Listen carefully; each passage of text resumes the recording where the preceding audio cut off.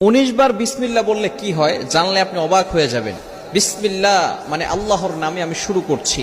পবিত্র কোরআনুল কারীমের ভিতরে সর্বপ্রথম কিন্তু আল্লাহ তাআলা বিসমিল্লাহির রহমানির রহিম দিয়ে শুরু করেছেন, ঠিক কি না? বিসমিল্লাহির রহমানির রহিমের ভিতরে অনেক ফজিলত রয়েছে।